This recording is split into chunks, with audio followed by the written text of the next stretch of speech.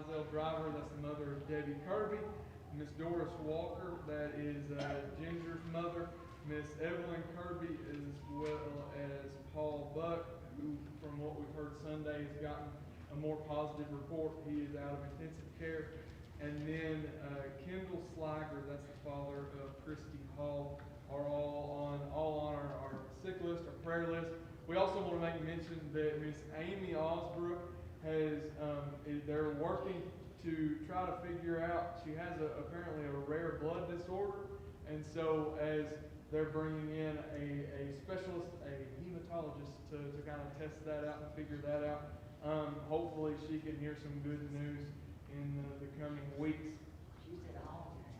She's at home now, so that is great to hear that she's out of the hospital for sure. And does anybody have anyone to add for the sick list other than that?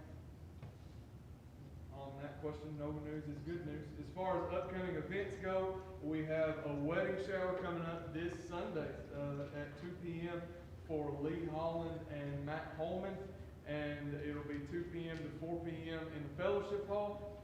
And then we also want to make mention and go ahead and start advertising for it that the 20th of September, so that is 2 weeks from Sunday, 1 week from Sunday, we'll be having Dr. Ben Roberts will be coming in from the West Eastland Church of Christ in Gallatin. He is a licensed professional family marriage counselor. He'll be doing a 3-part series on Greek Sunday class, sermon, and then Sunday evening as well. And I'll go ahead and ask you, there has been a post put out on the church's public Facebook page. If you wouldn't mind going and sharing that, it would be a great thing to maybe bring some of the community in, as our community's been hit pretty hard by what's been going on in the past few months. And other than that, we do still have pantry items that are out for this month.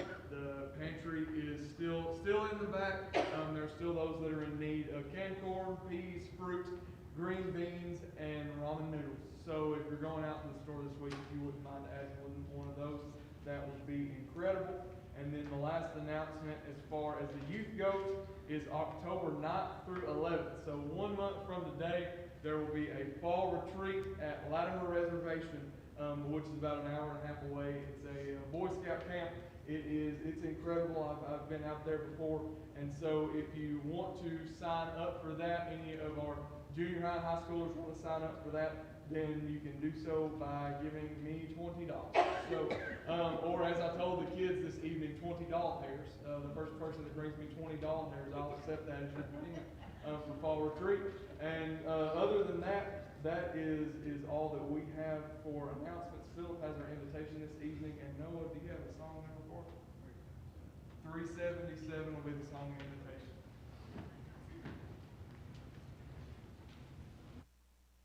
Have trouble with this microphone.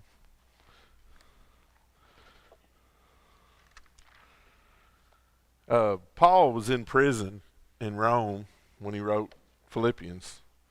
Verse 3 through 11, he was basically praising the Christians in Philippi.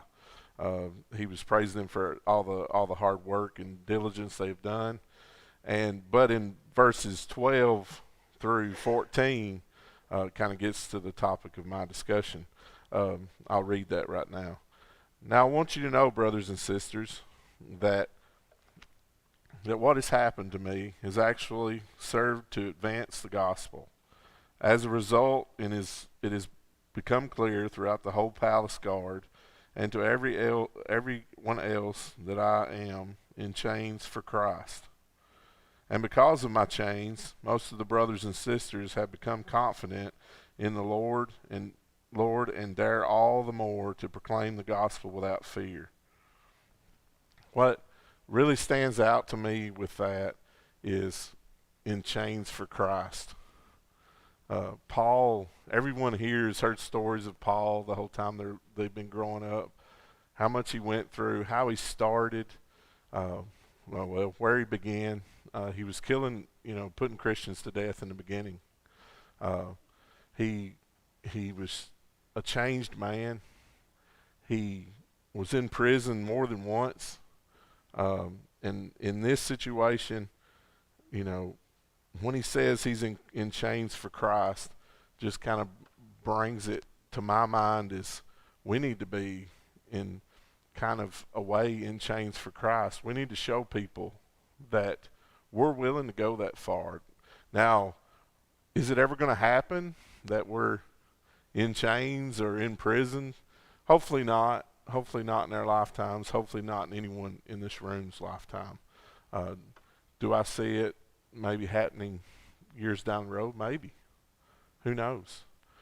But right now, I think we need to take the idea that we need to go about our lives for God as if we're in chains for Christ. You know, we're going to show people that no matter what happens to us, that we're godly people. You know, the worst could happen, but we want people to understand that, you know, that man or that woman is a Christian, and they're going to do whatever it takes for God. And Paul teaches us in Philippians and everything else he ever did that he did whatever it took for Christ. So if there's anybody in this room that hasn't made that step, come tonight, make that step.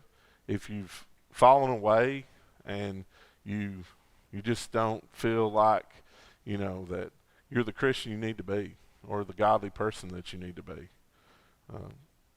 we'll pray for you. And like Cameron says, and you know, the invitation's always open, 24/7. The invitation's always open. But if for some reason tonight you want to make that step, come forward as we stand and sing.